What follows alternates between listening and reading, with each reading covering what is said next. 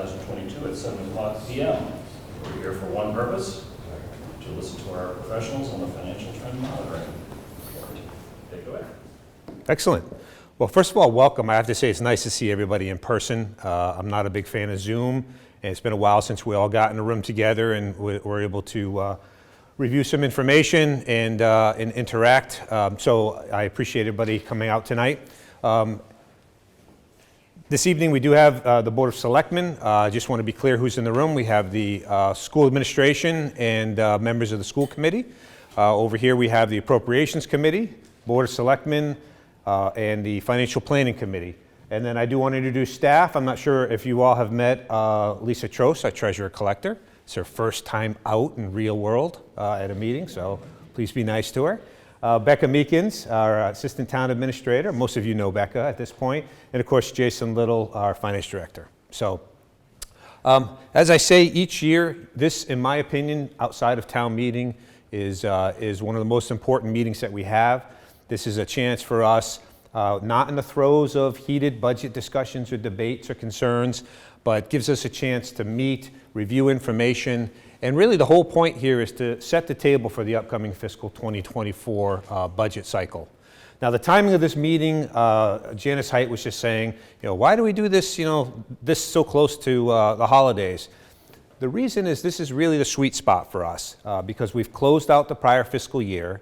We have now set the final budget for fiscal 2023, the year we're in now.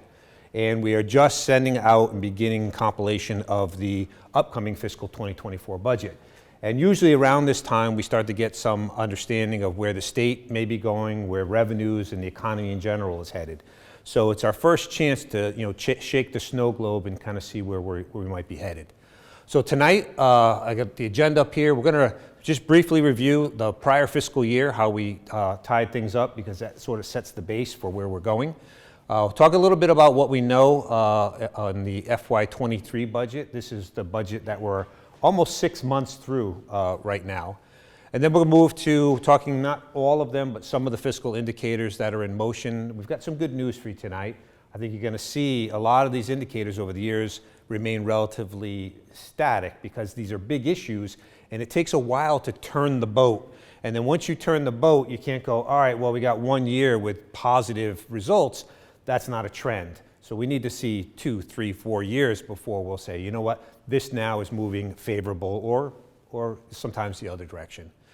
And then we'll talk about 5-year financial projections. So what we always do is we look back 10 years at our data and then we forecast forward 5 years. And then in that context, we talk about what we know right here for the upcoming fiscal year. And then everybody's favorite part, we'll talk about projected tax impacts. I will tell you this year, one of the big things that folks are going to take away from this presentation this year is that we have building up some significant capital projects that are stacking up on us. And we need to do a good job of planning these out because they're going to have significant tax impact. And unfortunately, due to the pandemic, and circumstances beyond our control, like the fire station building project. The land had contamination and got delayed for 2 years while that remediation was taking place. So things are starting to bunch up. So we really need to start looking hard at how we're going to spread these projects out so that we don't overburden the taxpayer. And then last but not least, it's a chance for everybody to get in the room at the same time, hear the same information, and start to develop some consensus around what we see happening or what we see for numbers for the upcoming fiscal year. It's about helping people develop clear expectations based on actual data. And I think this has worked really well for us as a community, as a planning tool. I just reach back sometimes to 3 or 4 superintendents back, so a long time back, where there was a lot of fighting, disagreements, spirited disagreements, we'll say, over limited resources. And I think that this process, this information in this process is going a long way to smoothing that out. It's been 14 years, unanimous support for every budget and every capital project. And that says a lot about the people in this room. And I know you guys value this information. So let's start with we closed out fiscal 2022. So this is last fiscal year. Down in the right-hand corner, you'll see that our revenues came in 1.16 above budget. That's good. Our target every year is to be 2 to 3% above budget, and for our appropriations to come in roughly, 2 to 3% below. On the expenditure side, returned appropriations, we came back at 1.67 below budget. So between the two, we're just a little bit above 3%. It really doesn't get any tighter than that. And I've had this conversation with folks. The Department of Revenue would like to see you finish out your fiscal year with 4 to 7% in free cash. If you're doing a really good job, you're down around 3%. But the real truth of it is, if you get any closer than this, it's sheer dumb luck. Because one building permit can be $200,000. The state can decide to do something after you've set your budget. This year we had a little extra in state aid. Some years they'll cut your state aid. But basically we came right around where our target is. And the good thing about that, I'll just show you this little chart here. The good thing is our free cash is positive and has been positive for a long time. People say, well, why do you show, I like trends, but this is like 32 years. Like, why do you show 32 years? Because I want people to remember that if you don't do well and you don't plan well and you don't work well together, you can end the year in negative free cash. And when you do, it is a real bad thing. But you can see the last couple of years, you can see from the pandemic that the free cash, the budget surplus has tapered off. When the economy came back in fiscal 21, you see that spike. So we were looking at 3.4 in free cash. This year we're 2.44 in free cash. So this is finishing out the prior fiscal year. So why do I always start with this? And you've all received, hopefully, and looked at the free cash plan, which is basically what is up on the slide right now. And under our policy, we don't use free cash and roll it forward into the operating budget in unlimited amounts. We cap it at $500,000 or 1% of the budget so that we don't create a structural deficit. But if you look at the 2.4 in free cash that we closed out the prior fiscal year, 175 goes to the Appropriations Committee as an emergency reserve during the course of the year. We've used it for special education. We've used it for mold remediation. More often than not, we use it to take care of snow and ice overdrafts from storms. Stabilization fund, the plan right now is to contribute $200,000 into stabilization. Every year our budget goes up 3 or 4%, and our financial reserves as a percentage will dwindle down. And we really want to make sure that we hold those reserves strong between 8 and 10%, because the bond rating agencies want to see that level. And as we start to think about going out and bonding for a fire station building project and potentially some other projects, we want to make sure that that reserve ratio stays strong. And then last but not least, we've got this year about $1 million in pay-as-you-go capital that we can spend. So just to put this in perspective, last year we had $2 million. So this is more of a typical year for us. But the good news is we finished out the prior year in a positive way. We have enough to check all the boxes of things that we need to do, and that we'll be able to continue to make investments in our routine capital without having to bond it. So let me give you an update on kind of where things are with the state, because this year was a very interesting one.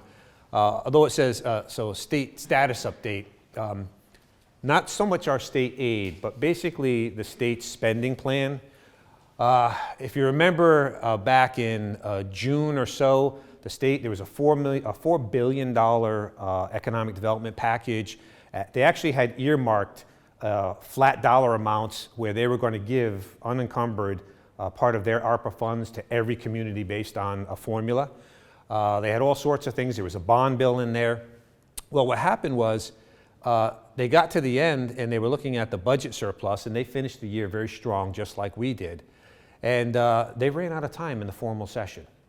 What happened was something that hasn't happened since 1987. So, oh, I'm sorry, I'm getting ahead of myself. I apologize. Let me go back to this slide. For state aid, this is us wrapping up. This is the current fiscal year that we're in right now. We wound up getting a little bit more in state aid. The high school got a little bit more in state aid, which is why our assessment was brought down. And ultimately, we were originally forecasting a $513 increase in the average single-family home tax bill. And based on all of the data and at the end of the process, that increase was only $380.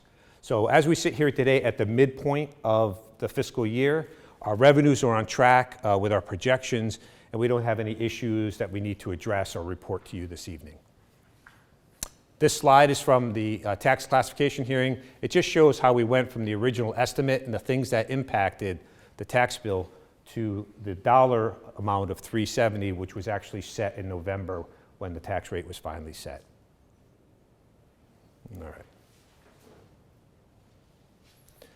All right, I got a couple slides here I'm not going to speak to. For continuity, we have members that come in and out. Most people have been on this committee, have seen this presentation before, but for continuity, in your packet are these following slides, but the one I want to stop on here is the idea of financial condition. The whole point of this is to be able to objectively measure and report, is the town of Northborough in a good financial condition? Now, it's one thing to hear somebody express an opinion, it's another for them to back it up with actual objective data. That's what we're going to do here tonight.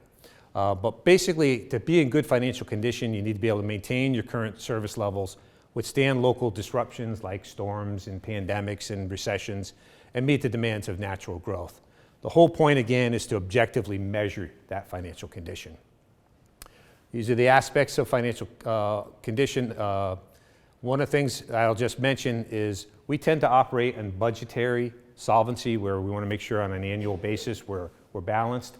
But I think you will know that we need to bring, and part of this process is to make sure that we bring into our discussions long-range solvency as well as service level solvency. As I say, you can have a balanced budget, but if class size is 50 kids in a class and people are running wild with crime, you're not in good financial condition because you're not meeting your service level needs.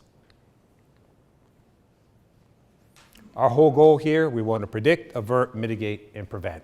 That's the whole point of this exercise. So let me get right to the summary slide. In terms of, we refer to this as our dashboard. The ones that are highlighted in yellow are indicators that are in motion, things that we've either want to touch upon tonight or have changed their grading. Now, we try to make this real easy color-coded. Green is good, red is unfavorable, and the black is sort of in the middle, either stable, improving, kind of on a watch, not really up or down. And sometimes where things are a little bit tenuous, but they are stable, we're just trying to be realistic about how we're categorizing these. So I'm going to run through a couple of these. Before I move through, I just want to make one note. We talk about our property tax. Our property taxes are 80% of what our budget is based upon. For the first time in all the years that we have been doing this process, if you look at the red circle up here, fiscal 2001, 2003, for the first time, after adjusting for inflation, our buying power is actually diminished.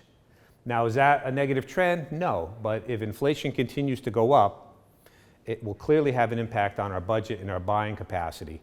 Now, when you look at this chart, the one thing to keep in mind is that unlike a lot of communities who are at the max of Prop 2.5, in other words, if they want any more tax dollars, they have to get an override. They have to go to the ballot and ask the voters. Northborough has right now about $4.72 million in levy capacity. Now, that's not money in the bank. That's just, it's an artificial number created under the law of Prop 2.5. It means that we can increase taxes by that much without having to go to the voters at the ballot. You just need to go to the voters at town meeting. But this is very interesting because this is the first time we've seen that. So it remains to be seen, is this inflation going to taper off?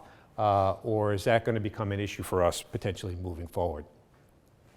Collection, since Lisa is here, collection rate, she does a great job, 98, 99%. We're on track. It's one thing to tax the money, it's another to collect it. This chart is our revenues per capita and expenditures per capita, and roughly the distance between these two lines is your at the end, your budget surplus. The only thing I would point out here is if you look at the very end, and when you see those two lines starting to get close together, It means your free cash is shrinking a little bit, and generally it means your budgets are getting tighter, and you might be pushing your revenue estimates a little bit more. But in general, this is a good trend. When we first started doing this process, these lines were crisscrossed, and we were using one-time revenues with a structural deficit. We haven't done that in a very long time. All right, first one I want to dig into a little bit. In the beginning, I started to go down a path, and I had to pull myself back. State aid. So this chart, again, 30-something years of state aid, and I like to see these things graphed. And I think rather than showing you a bunch of tables, it's easier to convey what's happening here. So if you look at the valleys that go through, and there's 3 of them here, those are recessions. Now those are recessions interpreted through what happens when the state revenues shrink. What do they do to us? They cut our local aid. And so this isn't real dollars. This isn't adjusted for inflation. So we've had 3 recessionary periods. And if there's anything that jumps out at you at this is, well, first of all, each of these recessions, they tend to go down 1, 2, 3, 4, 5, bottom out, come up 1, 2, 3, 4. 1, 2, 3, bottom, 1, 2, 3, top. 1, 2, 3, bottom, 1, 2, 3, 4, top. And when a recession does hit, it's a slow down. It's basically 6 years to get back in nominal dollars, not adjusted for inflation, where you were. And if you look back in 2003, I mean, it took us in nominal dollars until fiscal 17 to get back to where the level of state aid that we were getting in 2003. And obviously the same amount in 2003 to 2017 doesn't give you the same buying power.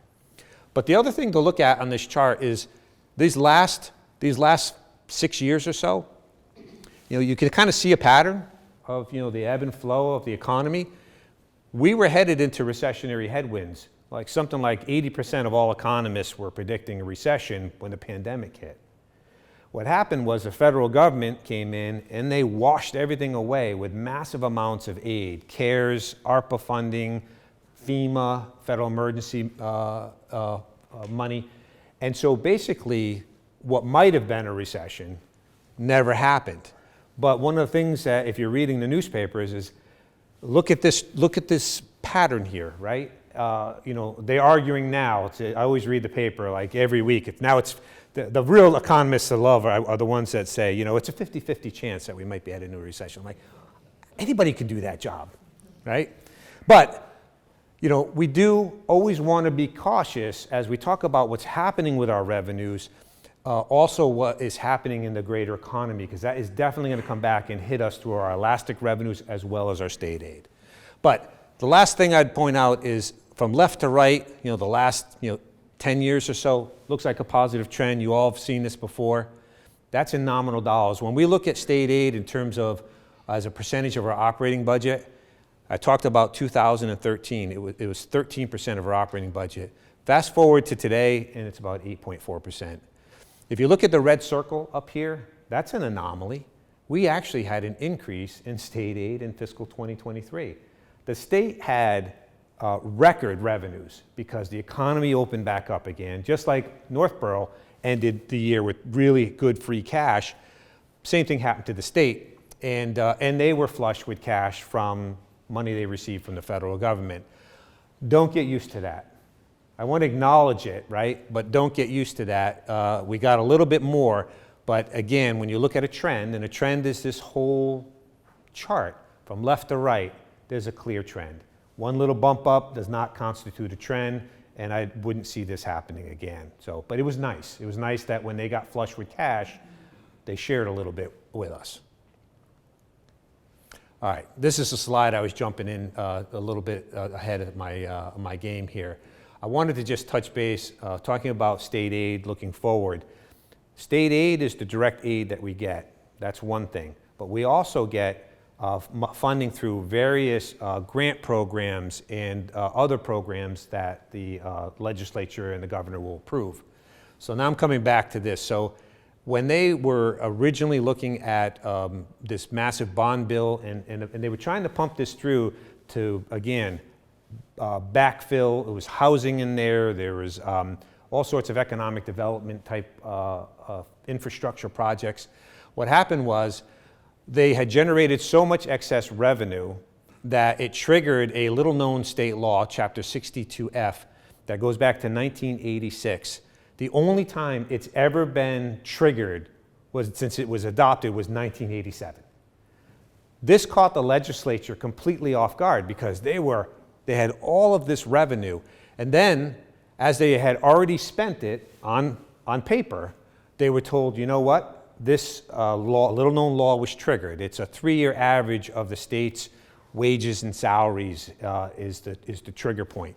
But what happened was, at the 11th hour, $3 billion they found out had to be returned to the taxpayers. So you may have gotten your check. I was happy to get the check, but the result was that they were unable to get this economic development bill done before the formal session of the legislature ended on July 31st. So then what happened is things just sort of languished. And ultimately, because they're not in formal session, they cannot issue bonds, which means like the Mass Works programs and a lot of the infrastructure programs that we were waiting to find out what was going to happen, those, nothing ever happened with those. So if you remember, when we were talking about, well, we have this ARPA funding and we're waiting to see where the state flows it through. Are they going to flow through all these programs? And how is it going to get to the towns, and how are we going to be able to take advantage of it? We don't want to spend our federal aid on something that we can get the state to pay for. Well, this just turned into just a spinning, buffering wheel of death for months and months when nothing came out. And so ultimately on November 10th, the governor did finally sign, after the legislature pushed through, a $3.7 billion bond bill. Economic development bill. It does not have any bonds in it. It does not have that ARPA, funding sharing that everybody's looking for. A lot of the programs that we were included in the original that we were excited about aren't in this.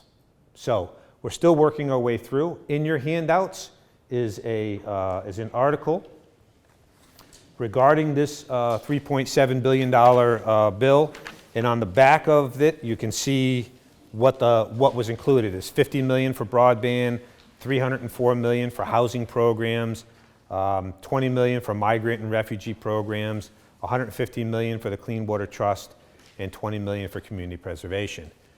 No bond bill, though. No significant infrastructure pieces for us. So basically what the governor and the legislature did is, it's their economic bill. They used some of their ARPA funds. They used their FY22 budget surplus, but no bonds. So that's kind of where things stand.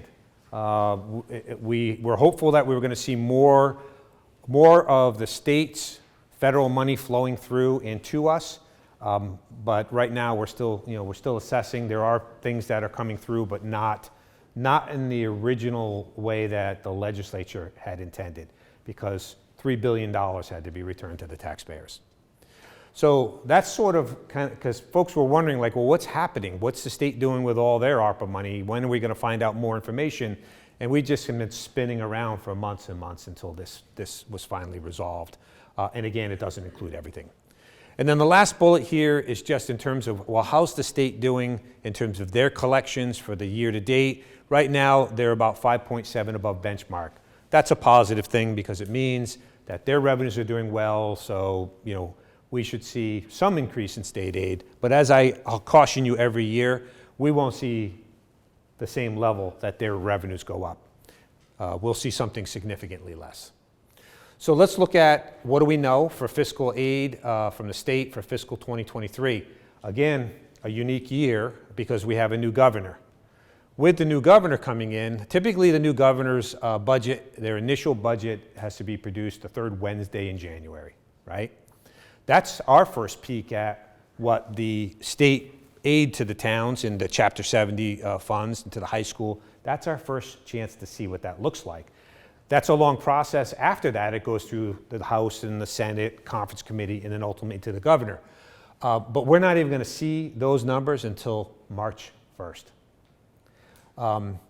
The state revenue consensus hearing, another reason why we choose this time of the year, is typically just leading up to our meeting as a group. The state brings in all the economists, the Department of Revenue. They all come together in one room and they get presentations on the state of the economy and what they think the state revenues are going to look like in the upcoming fiscal year. That typically happens already. That hasn't even been scheduled yet.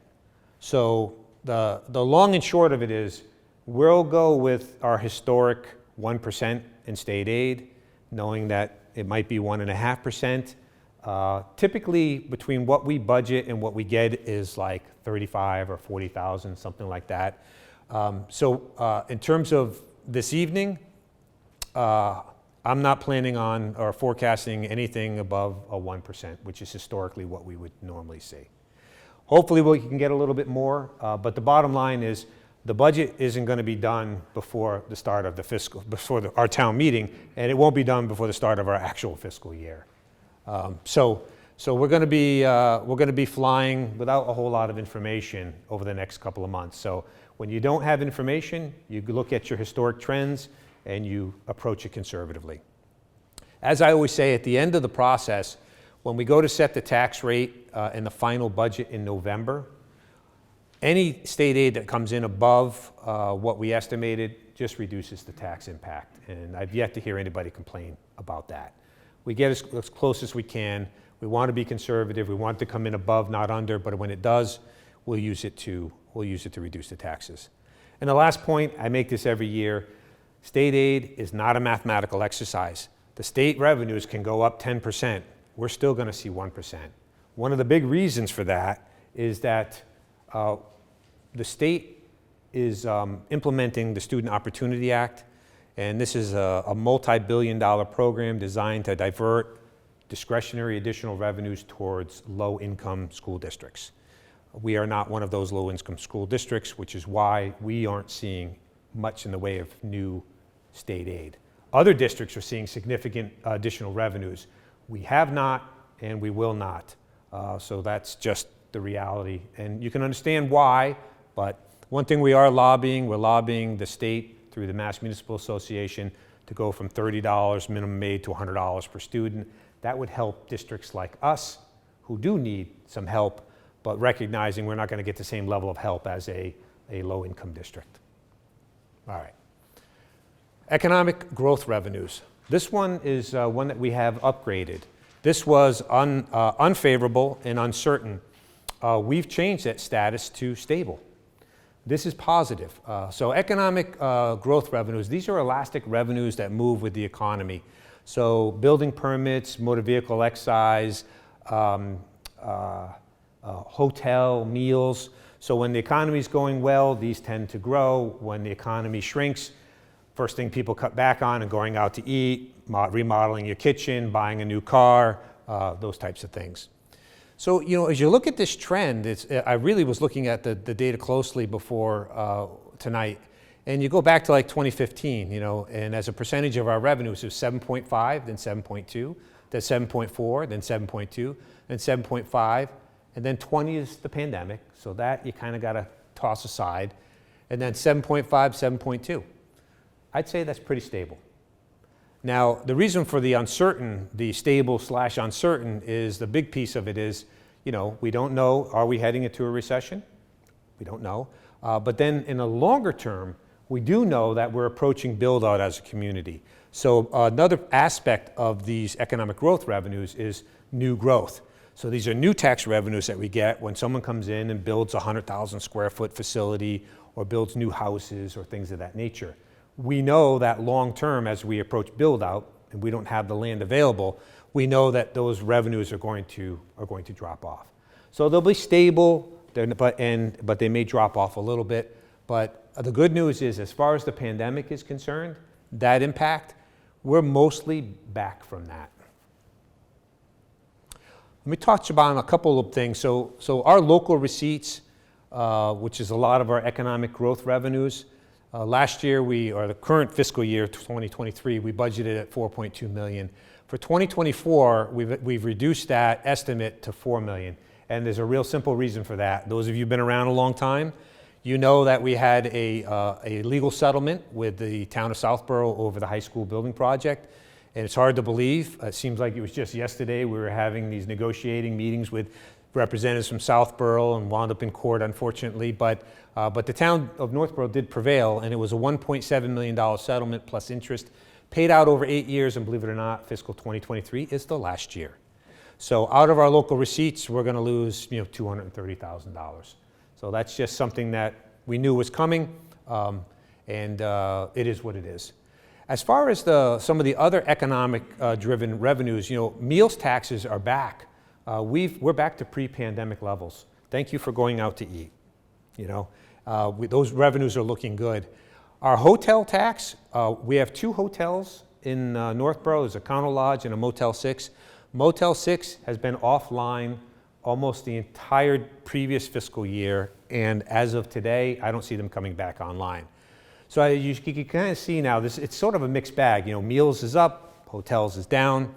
The big one, when you look at that $4 million, roughly half of our local receipts is motor vehicle excise. We never know. We don't know what our motor vehicle excise numbers are going to be until February. That's when we get a big commitment. The state collects it and sends it to us. We don't know really what's happening with motor vehicle until late February. So we tend to be conservative there and just assume it's going to be level. We've got supply chain issues, computer chip shortages, but it seems to be improving. It dropped down hundreds of thousands of dollars during the pandemic. It's come back, not quite to where it was, but pretty close. And then last but not least, building permits. Funny, during the pandemic, we actually saw a surge in building permits. People couldn't go on vacation. They were remodeling the kitchens, putting roofs on, putting decks on.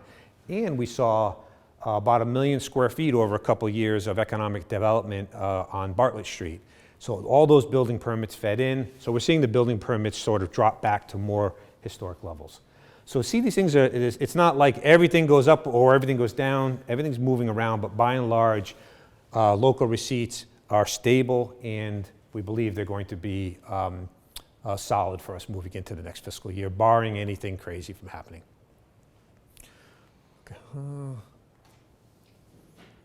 Employee benefits. This was another one that we flagged. I just want to draw your attention. The blue part of the bar graph here is basically health insurance. And health insurance as a percentage of wages and salaries back in 2013 was 19.8%, and in 2022 it's 20.2%. That is stable. I've always been nervous about health insurance, and that we have actively working with the school department and the employees. We've actively managed our health insurance costs, and you've got, I think it's a 12 or 14 year average of, this is not necessarily the premiums, this is our budget. Our average budget increase for health insurance is 2.88%. I've always been cautious, but that's pretty solid. That's stable. The crazy thing about health insurance, though, and these are the things that we've done most recently, we had a joint procurement with the high school and with the town of Southborough. And that's how we were able to bring our budget in fiscal 23 at 1%. That's fantastic, but why you always hear me worrying about this is, there are years where we've had 10 or 15% increases, and I'll just come back to this. Look at fiscal 2018 here. We made plan design changes with all of the employees. It's basically increasing co-pays and things of that nature to get it down to 8.33%. The things that impact this are largely out of our control. It's utilization, loss ratios, and then whatever's happening in the market. But where we can, we've actively managed these expenses and done a very good job. But just by way of a cautionary tale here, if we do see a 10% increase and we're unable to mitigate that, a 10% increase in that account is $620,000. If we assume a 3.5% increase for fiscal 2024, that's 72% of all new revenues for us. Basically, I can't meet my payroll increases and anything else. So that's why we talk incessantly about health insurance, why we actively manage it, but we have a nice long track record of working with the employees successfully to keep those costs manageable. Looking forward to 2024, unless the superintendent surprises me tonight, I assume we're going to hold hands with Southborough, get our insurance renewals again through the joint procurement, and we should all see good renewals hopefully this time around. Okay, I got some good news for you. Pension liability. How many years have you seen this as an unfavorable trend? Every year since we started doing this process. Well, I'm calling it this year. It's favorable. So you've also known one of the budget drivers for us is the fact that we've had these unfunded liabilities for our pension. It's not for our current employees, it's all about past sins. Any employee hired after 1996, Group 1, so administration, people here, is basically self-funding their pension. All of the sins are going back when they weren't making, employees weren't making appropriate level of contributions. But, so what's happened is we have seen 10 or 11% increases in our assessment from the Worcester Regional Retirement System. And that is for paying for the unfunded liability from prior to 1996. But look at our funding ratios here. So in 2016, 42.7%, 45.3, 45.8, 50.9. 1, 2, 3, 3 years, in my mind, in a 10-year trend, I'm going to say that's moving in the right direction. And we have every expectation that it will continue to be favorable because we're paying for it. They're going to keep assessing us at 10% for the foreseeable future. It's on a funding schedule for 2036. The other thing that makes me feel comfortable or more comfortable about this chart is that during this process, one of the reasons why the funding ratio dropped down, because most people are like, well, listen, the economy dipped. We know the market lost a lot in the Great Recession, but boy, didn't it all come back? Why didn't our funding ratio come back? Well, when the economy came back, the investments came back, you know what they did? They modified the assumptions. We might not get an 8% return. Maybe a 7% return is more reasonable. Maybe people are starting to live a little bit longer. So they modified to more conservative assumptions, meaning that this funding plan is much more realistic, and we should start seeing that trend moving forward for the foreseeable future. That's a big deal, guys. Moving an unfunded liability like your pension from an unfavorable trend to a positive trend, and this is the turning point. So that's great news for us. I've told you for years it's an unfavorable trend, but there's no policy decision to be made at this table. There's no action items for you because the state is mandating that we're fully funded by 2040, and the Worcester Regional Retirement has a plan to give themselves a little leeway to be funded by 2036. And so the last 4 or 5 years of paying 10, 11% is starting to pay off for us. That's a positive thing. In the long run, when we go out for a bond rating, one of the things that the bond rating agency cites is our relatively low, I thought this looked terrible, 43%. They're like, oh, this looks great compared to most other communities and states. Most other ones are in much worse shape, and you have a plan. So we get credit for that, and we get upgraded in terms of our bond rating because of that. All right, that was the good news. Now we got to talk about the elephant in the room. Our OPEB. Again, not terrible news, but you do know that when the recession hit, one of the ways we survived by not cutting services was we eliminated about $1 million over 2 years. Actually, it was $1.2 million over 3 years from contributions from our OPEB trust fund. So unlike the pension, which is out of your hands, it's not a policy decision and it's not your choice, the state is making you do it. OPEB is in your hands, and it's up to us collectively to address that underfunded liability. And basically, OPEB is retiree health insurance. And our liability, as we sit here today, is $44.36 million. Now, the yellow line is the line I'd like you to stay focused on because that's the funding ratio. So when we looked at these numbers here, what's our funding ratio? That's what the measure. Well, our funding ratio was 0 until in 2015 we started putting $500,000 aside. And it creeped up, and we were around 10.5% in 2021. That's real progress, and that's real money. Right now, as of October 31st, we've got $4.8 million in our trust fund generating interest, helping to take care of that ratio. But we didn't contribute for 2 years. And you would expect to see that ratio drop down, but the investments, that's when the investments in the stock market was coming back. And so we still saw that funding ratio improve even though we skipped a couple of payments. Had we made those payments, we'd be in much better shape than we are today because you would have got all those gains. But be that as it may, the key here is we did not make payments in 21 or 22, and in fiscal 23, we only put $300,000 in. We were going to use ARPA funds to get to the $500,000. That decision was delayed. But in fiscal 2023, in fiscal 2024, the budget we're planning for now, we are planning to put $550,000 back in. So that is going to have an impact on the tax bill for sure. Anybody have any questions on OPEB?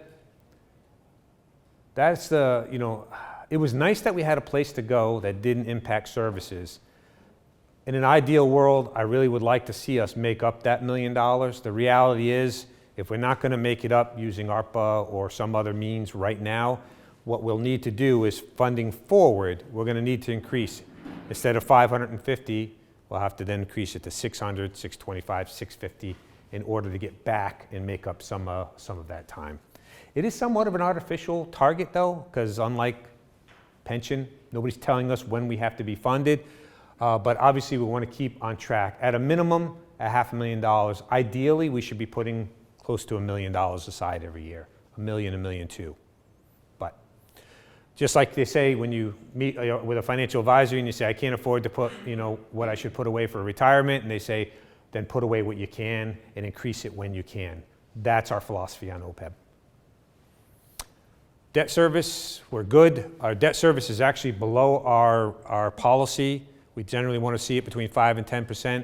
The reason why it's below is because we did not move forward with the fire station when we planned to because of the contamination and the pandemic. But these numbers, you'll see these numbers come back up and they'll bounce around between the 5 and 10%. Reserves are good. Last one I want to focus on in terms of capital. And by the way, I'll breeze through these indicators, especially ones that are favorable, have been favorable, and nothing's really moving on those. And I'm focusing on the ones that are in motion or that we have changed the status of. This one here is our roadway, our pavement management plan. This one was unfavorable and then was improving. And again, I'm calling it this year, we're moving this to full-on favorable. Basically, if you look at this, the road surface rating is a grade from 0 to 100.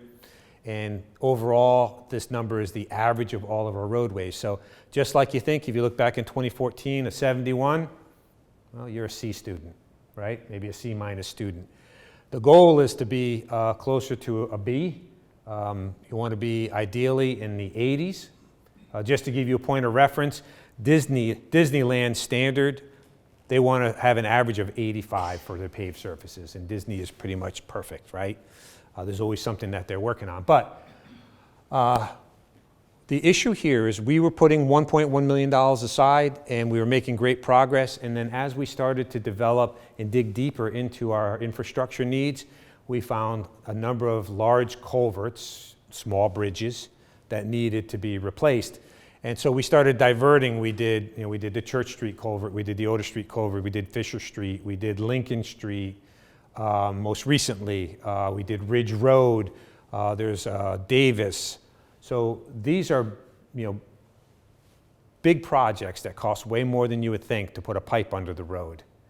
But they're oftentimes $300 to $2 million.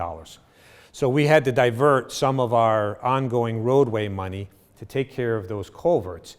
You see the big jump from 21 to 22, where our road index went from a 73 to a 76. The reason for that was we said we can't keep this trend. And if you remember at town meeting last year, what did we do? We approved $300,000 standalone article to replace the culvert on Lincoln Street.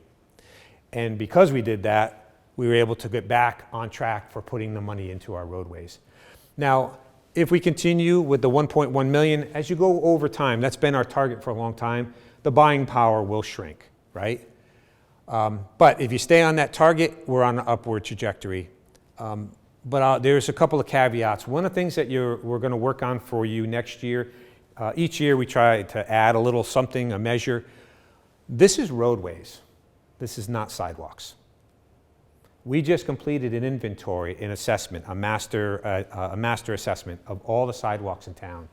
We know that right now we have $1.5 million in sidewalk work that needs to be done.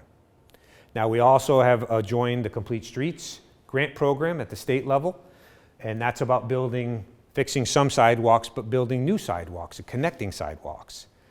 We do not have a funding plan or structure for that. So in some ways, if you're measuring, infrastructure and you're thinking roadways and sidewalks together, this is a little bit misleading. We have a bigger need here than shows up in this particular graph. So we're creating a separate, similar chart for sidewalks, and we're going to have to come up with a funding plan.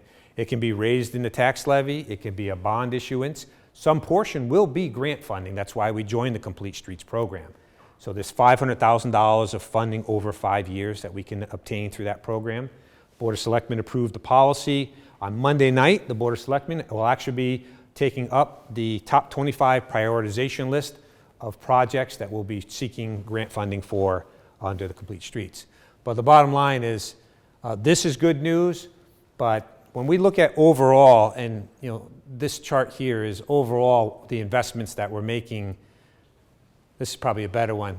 Land, equipment, construction, infrastructure, building. These are all the different types of infrastructure.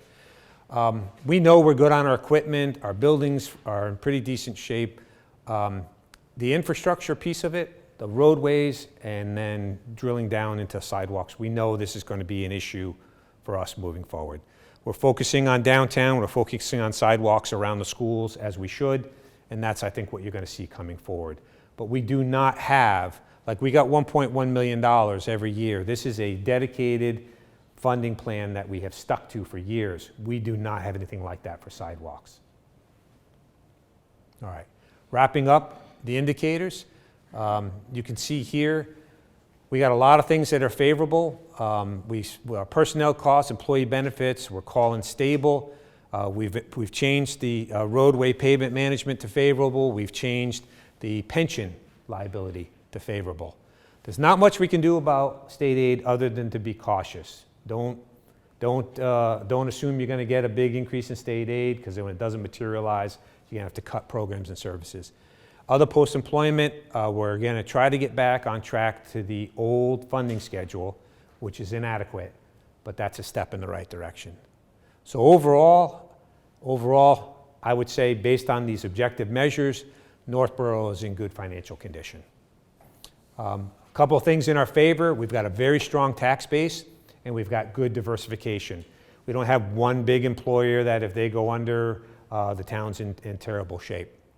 Our financial reserves, these are our free cash and stabilization fund. If something bad happens, those are solid at 8.2%. We want to be between 8 and 10%. Our debt service right now, if anything, it's too low. When a bond rating agency looks at that number, they'll say, why you're not making regular investments in your buildings? That number should be a little bit higher. So that number, trust me, will bounce up as soon as we move forward with the fire station building project. Reliance on one-time revenues is at less than 1%. We're good there. And as I said, capital investments were strong leading up to the pandemic. What we have now, though, is we do have a bunching up of, we delayed a couple of big projects like the fire station, the town hall improvements, and now we have the athletic complex coming in. We've got White Cliffs potentially. We've got this the sidewalk program that we've now identified as a need that we have to figure out how we're going to fund it. And then you have the ones that have been in the plan. What about Peasley School, right? So these things are now bunching up, and I'd say our biggest job over the next year or so is going to be coming up with a realistic plan for how we're going to pay for these, spread them out, and determine as a policy group what's an acceptable tax impact. How fast can we do these in terms of what would be reasonable to the taxpayers? But we'll get to that in a few slides, but the tax impact is going to be a very significant focus for us. In terms of things that are potential emerging concerns, we talked about post-OPEB funding, needing to get back and increase that. I just mentioned the postponement, these big capital projects, that's where I see our greatest challenge in the upcoming, in the forecast time period of the next 5 years. Our greatest challenge is going to be how are we going to meet these capital needs. State aid is what it is, but we know we're not counting on it, so we're okay. And then just future economic development, as I mentioned, new growth. The town is reaching build out. We're not going to see this infusion of new tax dollars by these big new developments. I think largely those days are behind us, but there's still potential. We have Kimball Sand and Gravel. It's a 50-acre parcel on the southwest cutoff. And we will start seeing redevelopment of some older buildings in town. And there's an opportunity in that redevelopment. It won't be like starting with raw land, but there'll be a differential that we'll be able to pick up there with redevelopment. And we're talking about a whole downtown revitalization project. Okay, shifting gears now, setting the table for fiscal 2024. What are the assumptions as we go into it?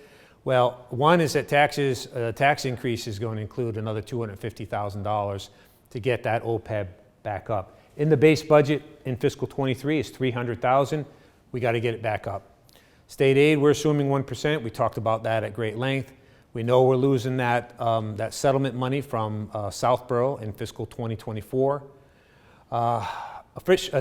Free cash, we're continuing to limit it. We're not going to go back to an unfunded structural deficit by starting to funnel more one-time revenues into the operating budget. That will just create a structural deficit and negatively impact our financial condition.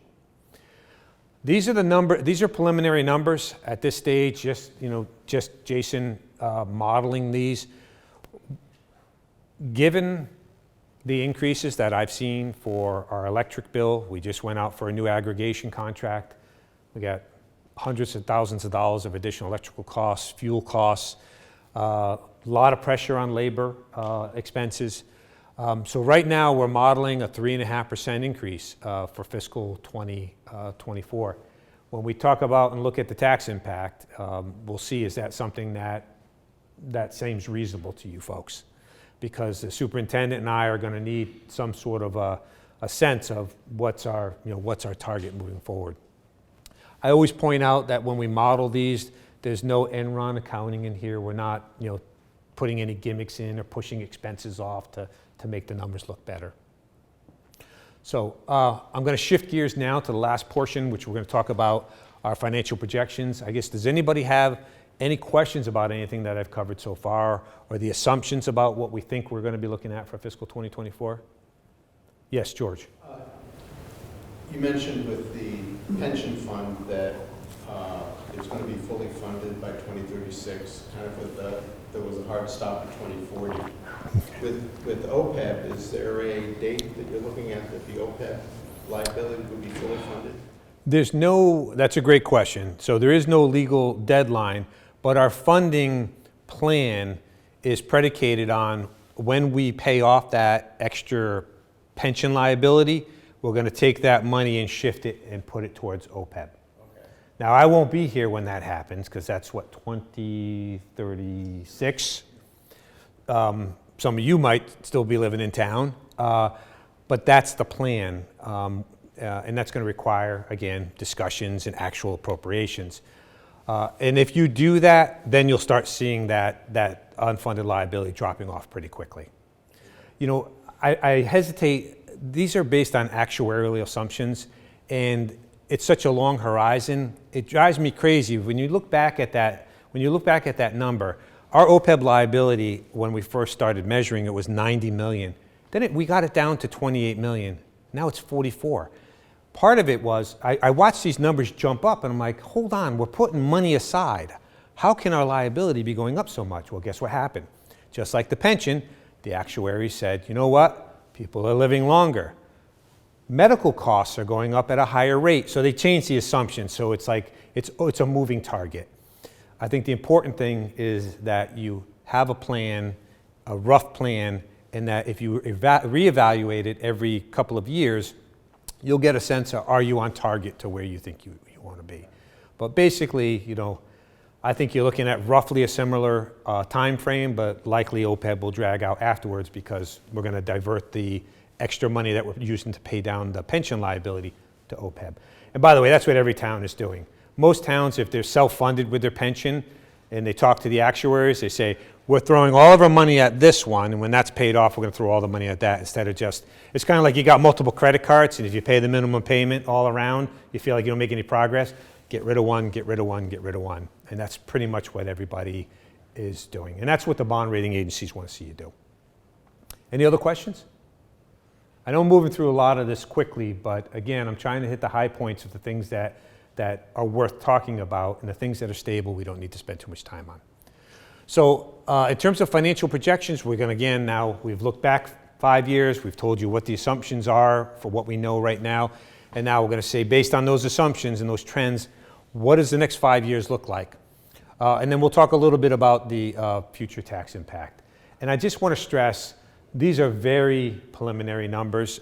We actually had very lengthy conversations this year about even getting into too much of this detail. And you're going to see as I go through this, because we have these rather significant capital projects that as of today aren't decided, like the athletic complex. Northborough share is $4.7 million or $4.4 million. That's going forward potentially to town meeting. If that happens, it's going to, that's going to have an impact. There's a lot of things like that.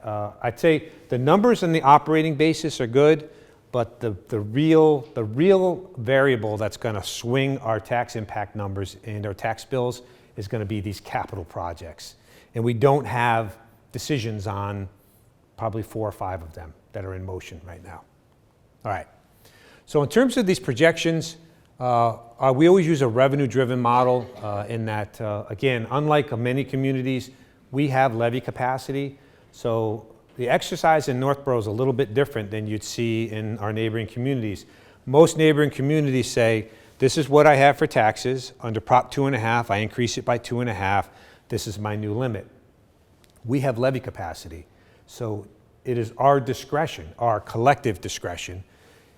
How much of that levy capacity do we want to use? How much do we want to go past just a straight 2.5 tax increase? Okay?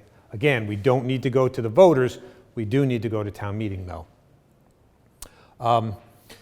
Fiscal 23's base year, we project out 5 years from that. We really focus on, look, just, it's real simple.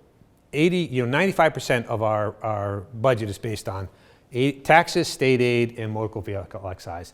The rest is permits and fines and liquor licenses, but it's a very small amount.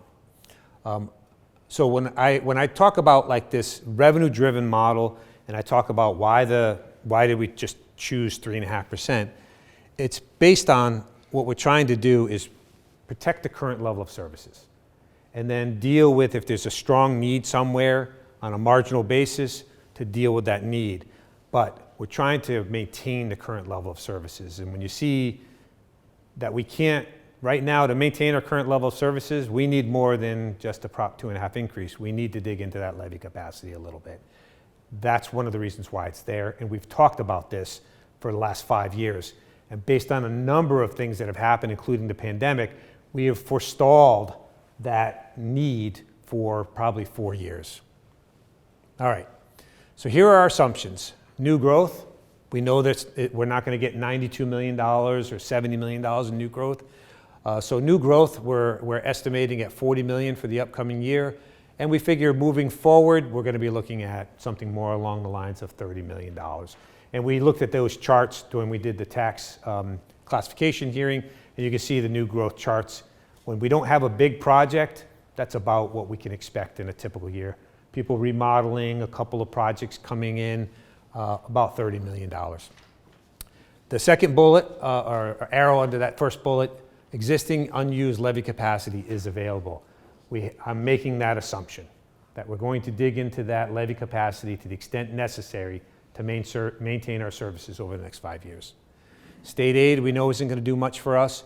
We hope that motor vehicle excise, after the chip shortage and the supply chain stuff gets straightened out, that we'll start to see that increasing on a 2.5% increase.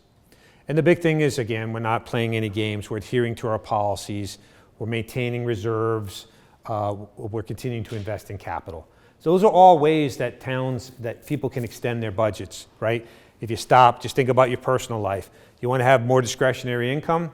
Don't maintain your furnace, don't tune up your car, and use that money to go out to eat and have a good time, right? So we need to make sure we're continuing to take care of our physical assets. We want to make sure you're still putting money into your retirement, right? For us, that's our OPEB and our pension liability. And we're not, again, pushing bills off to the next fiscal year. This slide here is kind of driving home what I've been hitting on all along. So in terms of continued assumptions, we know we're going to be back to 550 for our OPEB trust fund contribution, but built into the model is that we need to make up for lost time. We need to increase that incrementally over the coming years. So the model brings it up to 650,000 by the end of those 5-year projections. But here's the big thing, guys. This is the one that you should be really looking at. The debt service model right now that I'm going to show you has in it a fire station project, and this is a rough escalated model. If you remember, originally it was around, the construction was around 14 million and it had escalation.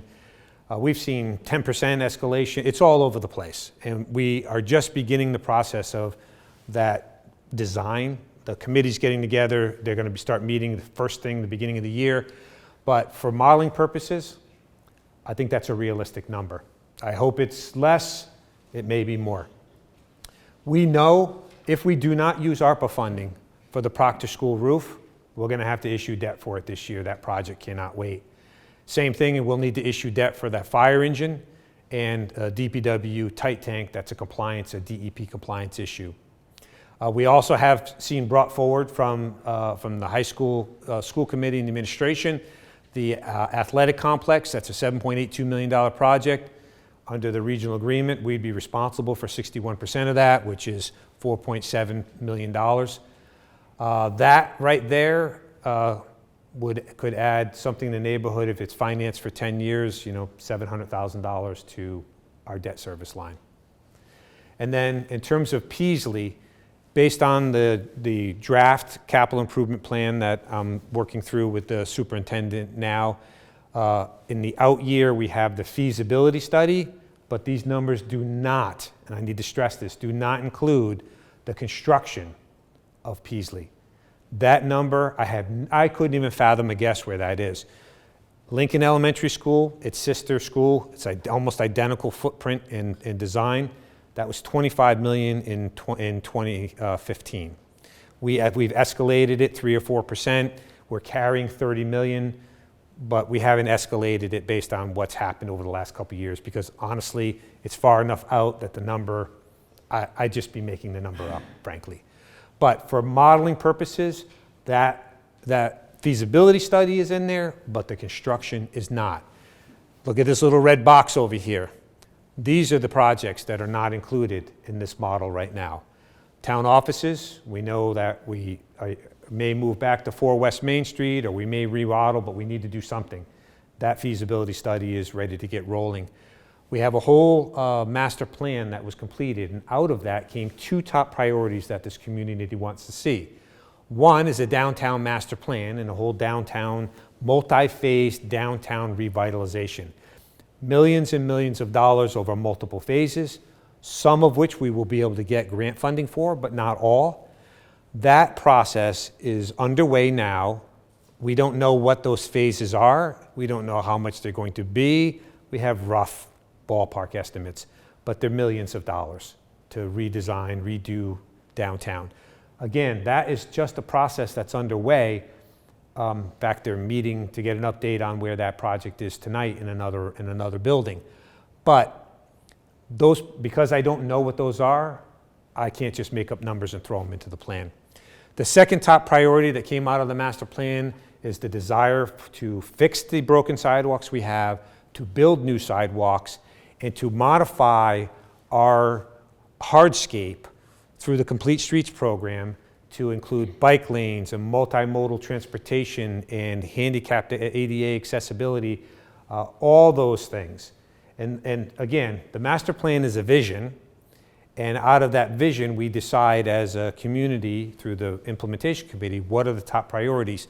These are the top priorities. They're being worked on now, but make no mistake about it, they're going to, when they roll in, when we have these numbers and they roll in, they're going to have very, very real significant impacts to our taxes down the line.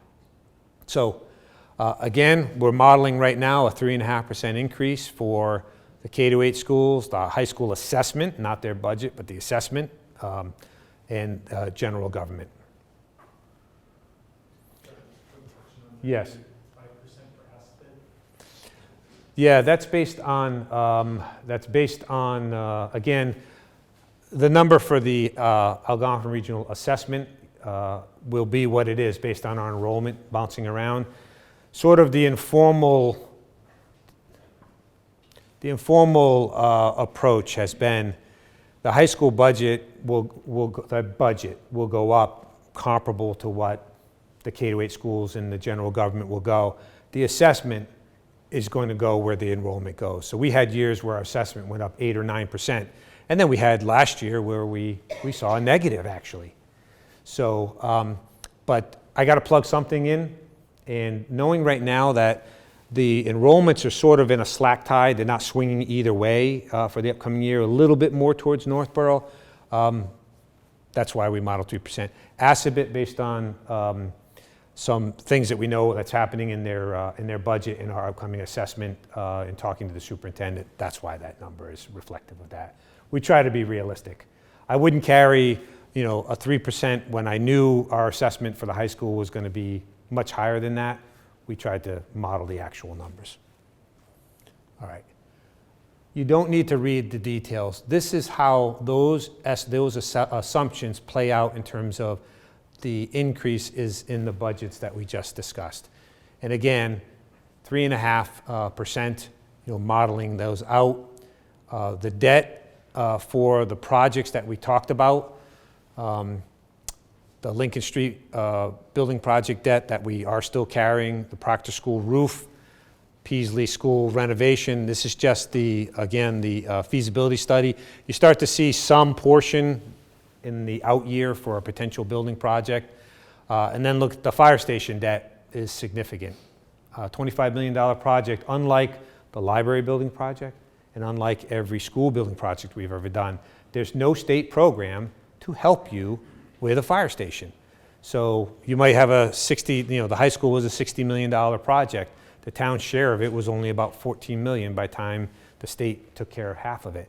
Peasley was a $25.5 million project. Our ultimate share was only a little over $14 million, right, because of the grant.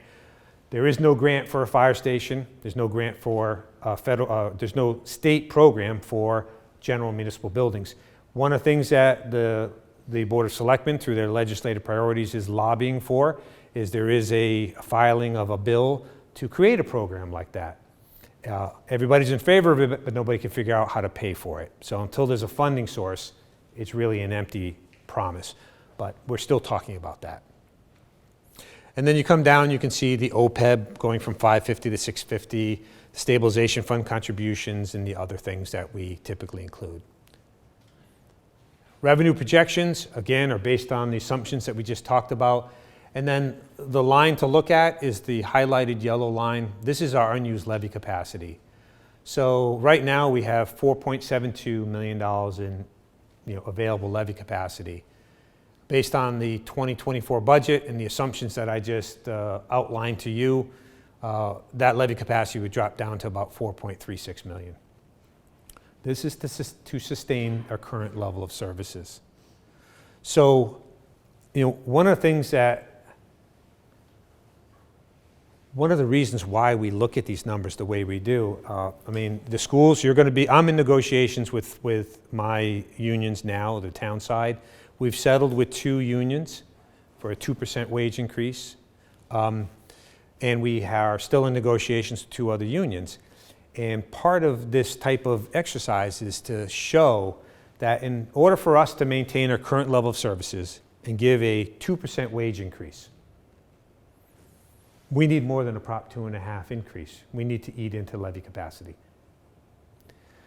That's okay, because we have, when things were booming in Northborough, we had these large developments, we didn't jack our our budgets up by 6 or 7%. We kept nice, modest, easy increases, and that excess levy capacity stacked up. And the idea and the plan, what we've talked about for at least the last 5 or 6 years is there'll come a time where those new revenues aren't going to be there, and we'll dip into that levy capacity to sustain services. At some point, you will be, if you deplete it, and in year 5 it drops down, but we still have levy capacity. When you no longer have levy capacity, then you'll be in the same boat like most communities in Massachusetts. You'll need to seek an override to maintain your services. Our goal and our job has been to postpone that day for as long as we can. But once I've heard when people say things like, why don't we just raise taxes and give people the services that they want? Why don't we just do that? We had a caller into one of the board meetings say, oh, the 25 projects under complete streets. I hope we're not going to take 5 years to do all those. No, we're going to take like 15, 20 years to do all those. If you go right at these things, it's just going to stack up. And it's about being reasonable in terms of what is sustainable for the taxpayer. And it's a balancing act. And one of the things that we talk about, when you go to the taxpayers and you say, well, why are my taxes going up X dollars? And you say, well, listen, if you want your taxes to go up less than that, let me tell you what's in this budget. This budget is the school department maintaining their current level of services, around the margins making a few adjustments. The town departments maintaining the current level of services. You might add a part-time person here or there around the margin if you've got need. But basically, we're giving our employees a reasonable wage increase. I don't think 2% is outlandish, right? It's where the market is going. We're maintaining our services. If you want the taxes to go down less, then we're going to need to constrain something. We're either not going to be building new sidewalks, we're not going to be doing a downtown, revitalization master plan thing. We're not going to be doing large building renovation projects, or we're going to be scaling those back. I mean, these are all the trade-offs. But the idea is it's not an open checkbook, and I know you guys know that. And part of what you want to be able to say when you're talking to parents about school services or residents about how much police we have and how much traffic enforcement we can do, you want to say, well, your taxes are going up, above, just a 3 or 4% increase, but that's what we need to maintain our services. Less than that, we're talking about reducing services. That's why when we model this and when we present this to you, that's where the basis of what we're talking about here. John, slide, I've got a question on the unused levy capacity. Yes. Between FY '24 and '25, it's a drop of about 30%, and then there's a more rapid drop year to year after that. But I'm failing to follow the numbers there. Obviously, all the debt issues are excluded. Take break. Very scary. Stalling for time. It's a hard question. No. You want? Yeah, I'll let Jason speak to that. But you just kind of got the answer when you said that you assume all of these are debt excluded. We didn't assume that a lot of the projects were going to be debt excluded. The only one up there we were assuming was going to be debt excluded would have been the Peasley School construction. So the rest of it is directly impacting the unused levy capacity. Okay. The rest of the debt. All right, because a lot of those. Fire debt excluded too, isn't it? Oh, the fire station already is. Yeah. So I just fire station, Peasley, big projects. Yeah. But things like the athletic complex, and again, no decision's been made, but these are conversations that will take place. The Financial Planning Committee will start meeting, but one of the questions it will be, is the CPC going to contribute anything or not? Number one. Number two is this something we'll do within our debt? We generally speaking, we don't want to go. It's a pretty elaborate process to go through a debt exclusion. It requires a ballot vote after town meeting. You don't want to do that in my opinion, for a $1.7 million roof replacement. When you're sitting on $4.7 million in levy capacity, you should be doing those within your levy capacity. If you do a fire station and a Peasley, your levy capacity is gone literally overnight. And one of the things that we've benefited from for the last 5+ years is because we have that levy capacity, we're conservative with our estimates and our forecasts up front, but if in order to maintain services you need another $100,000 or $200,000, we're able to say we're going to use levy capacity. And then at the end of the process, when we set the tax rate and we have our final state aid and all those other numbers come in, more often than not, we haven't actually had to use levy capacity. We get a little bit more in state aid, we might get a little bit more new growth. And so that's one of the reasons why we've been able to forestall eating into that levy capacity, right? But on the front end, DOR, Department of Revenue, will not let you set a budget unless you can say exactly where those revenues are coming from. And so we always have the ability to say, it's coming from excess levy capacity, and allow the process to play out. And then, hey, this year we got $145,000 more in state aid. That's more than we've gotten in 3 years combined. So it puts you as policy boards and committees in a very good situation, because you're not forced to make difficult or unsettling decisions about services prematurely. You can sit back, you can wait. And more often than not, because we're conservative in our estimates, it plays out in our favor. But if it doesn't, or if something bad happens, like a pandemic, you know what? We're okay there too, because we have plans for those things. All right.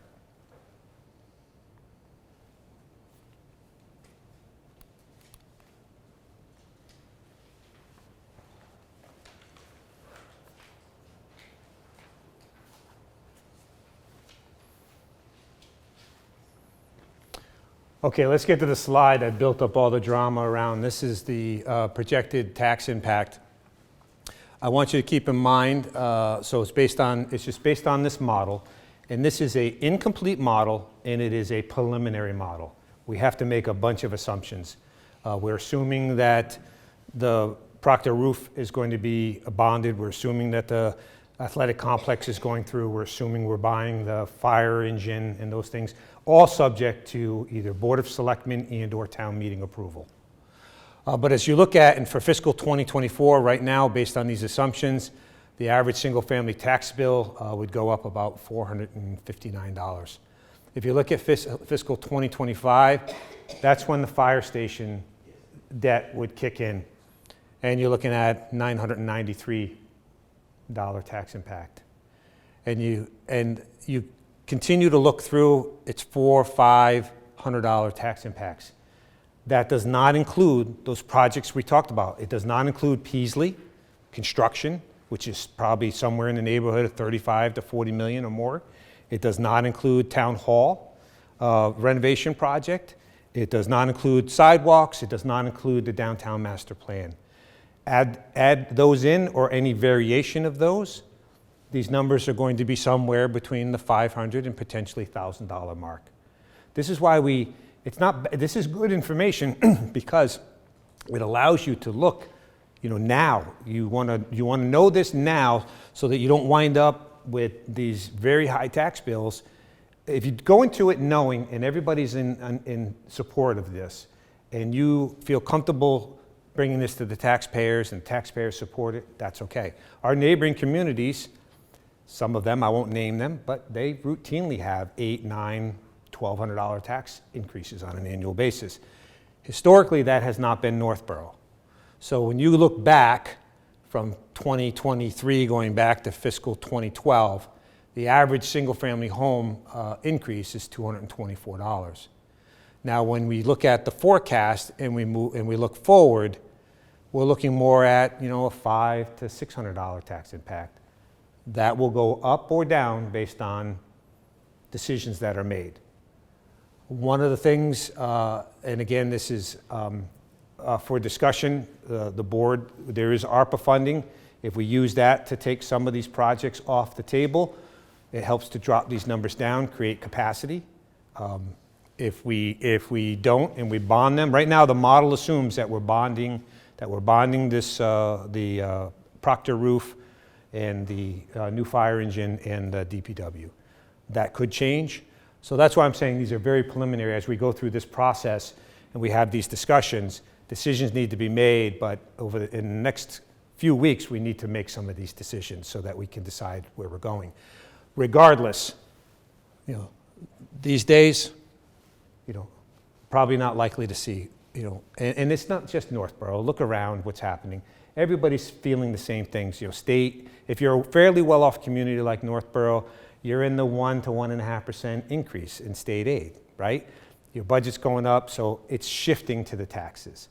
And then, unlike other communities, sometimes we're addressing our problems head on. We're dealing with our pension liability, we're dealing with our OPEB liability, and we're dealing with our building needs. We just need to have more discussion around what are our priorities. Is the priority Peasley School, or is it building new sidewalks, or is it, it's not an either or, and it can be sort of a, you can touch upon all these things, but you can't do all of them and give, 10% wage increases and add 10 staff. We will be in an override situation within this 5-year horizon if we do that. And if that's what the community wants, and that's what the policy boards and committees are in favor of, there's nothing wrong with that. My job is to present you with the facts, and within that to start talking about what do we think we want to do. So right now for fiscal 2024, our models are assuming, as I said, a 3.5% increase. That's roughly what we need to sustain services, especially given the rate of inflation around our expenses. If we want to see a lower tax impact, that means coming in less than that. That means making some more budget decisions. So I guess what I'm looking for from the group is some sort of consensus about, does that sound reasonable? Should we be targeting a lower percentage increase? Or I saw the school's preliminary budget, and I won't call out any numbers, but I mean, I think we all make an initial pass. I mean, I've got requests from department heads for additional staff and for building projects and everything else, and it's about trying to bring those in at something that's reasonable and sustainable. But at 3.5, I'm not adding significant staffing. Lauren, you have a question? More of a comment, actually. So I know that you mentioned that you saw our preliminary budget that Superintendent Martineau presented last week to the school committee. Mitch was able to join us. Thank you. So I think that we're in a unique landscape. I really appreciate the presentation, and I think it's so helpful to see sort of like all the facets of our community, the state aid, and all of the other budget drivers.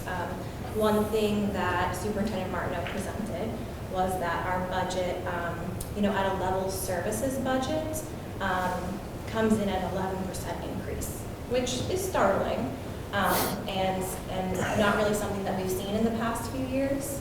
And obviously, it's a balancing act, right? So we need to sort of figure out, looking at all of this data you just presented, all of the needs and wants of our community that aren't included in these numbers, like downtown, sort of how do we balance that, but then also fund our schools, which is one of the main drivers for people to move to Northborough.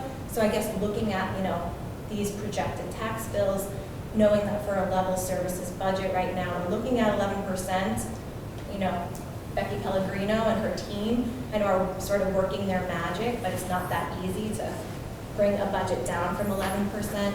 So I guess what I'm just really trying to say is, I think that it's going to be a lot of conversations and a lot of cooperation this year, in particular with everyone sitting in this room, just to make sure that our students do get the services that they need, but that also we are taking into consideration everything that you just presented and making sure that we're not like forgetting one sort of piece of the puzzle.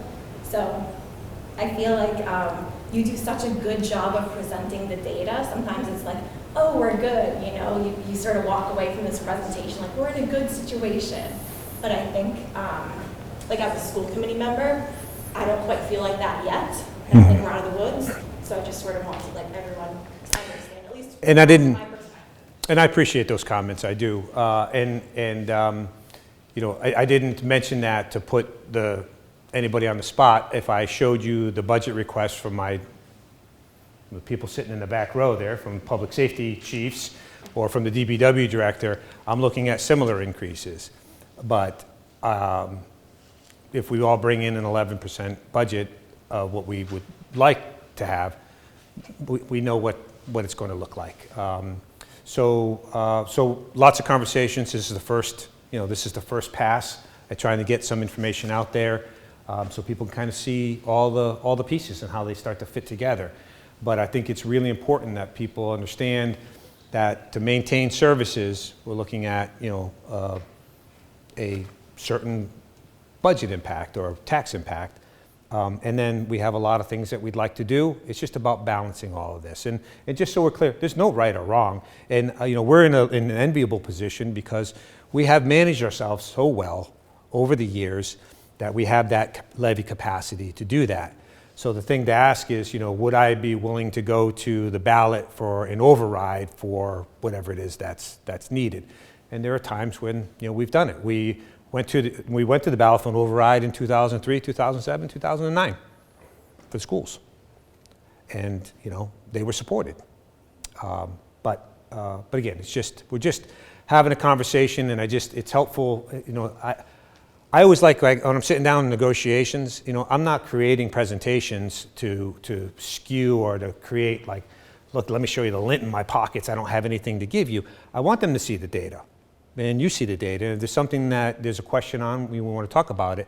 But this is the reality. And so what comes out the other side is relatively predictable. And so we just need to be clear about, kind of where we are. So, and again, we are in good shape. We are in good shape, in part because we have, on a consistent basis, had reasonable, increases, and the schools have been very good partners in that. And like I said, we've had no fighting over resources or anything. And, it's not the superintendent's fault or the school committee's fault that, our high school assessment went up 8 or 9% one year. That's enrollment. Budget's reasonable. Everything was reasonable, so. Thank you. I just wanted to speak up because I know that, that number is sort of an anomaly. It doesn't really happen all the time. And I know that we haven't, the superintendent hasn't given his presentation to the appropriations committee or the finance committee yet. Right. It happens in January, February. Yes. So I just didn't want that number to be a shock if they came across it, and just knowing that is, a potential driver too. Yeah, I'll just add to that the preliminary budget is preliminary. Obviously, you mentioned there's a lot of unknown variables in terms of state aid and so forth. We're in the same situation in terms of the school budget. We're modeling based on the best information we have and historical numbers. I would say this year what's different about the pre-K through 8 school budget is between out-of-district collaborative tuitions, so students who require special education services outside of our school district, cost of special education transportation, so to get students to those schools, and then electricity and heating is about a 7% increase. And that's not adding any new service staff, that's just providing services. So there are some pressures we're feeling that are unique to this year's budget that we haven't felt in the past. And our responsibility, obviously, is to provide students with the services they need. But it's early in the process. We're working very closely with John and his team, and we're trying to get better data as we move forward. But that number might not be clear as it has been in prior years. Yeah, and that's part of the beginning of the discussion. I was talking about, I remember in the good old days in the 90s when we were getting 10% increases in state aid, and we were I remember wrapping my budget up like in November, and everybody was all set. And as things get tighter and more difficult and information comes later, that gets pushed off further and further.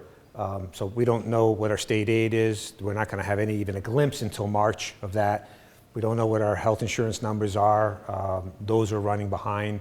And so again, boards and committees, we want to make sure you have the information that we have when we have it. But things over the years have gone more down to the wire. Those folks have been on the boards or committees for a long time, like Jason knows. There were times when we had things very early. But the trend has been, especially when things are difficult and you're making difficult decisions and you have less information from the key players like the state, things just kind of will wind out a little bit later. So, but I will say this, we could not ask for a better partnership between the administration, my office, or these boards and committees. So one thing that we've always done is we've looked at the information head on. You agree on the information, then you're going to talk about what do we want to do with it. We don't find ourselves down the line at town meeting arguing about whether or not we should use free cash to fund, positions and stuff like that. We're disciplined and we're respectful, and that's what the residents want to see as we move through this. So this is our preliminary numbers. As we get more information, we'll continue to update everybody.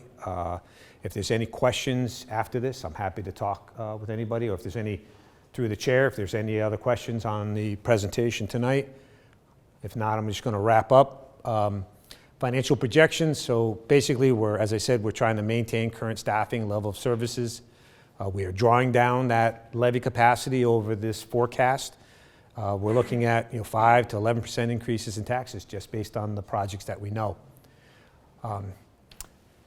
Couple of things, just wrapping up, postponement of OPEB. Again, we need to get back to that. I know I've said it 10 times, but it's so easy. It's so easy, like in your personal life, you're strapped for cash. You know what, just don't put any money in your retirement system. It's too easy. You have to do it all. You have to touch all the bases. The large capital projects, I think, is going to be probably our biggest challenge outside of dealing with our operating budgets, which is an annual thing. The capital projects, how they all fit in together and how they're phased in, those have long-term layering impacts on the tax impacts. Health insurance has been good. And then again, we just need to continue to look at the data, update it as we get more information, meet as frequently as we need to, and keep everybody on the same page. So, and that is my presentation for this evening. So, thank you all for your attention.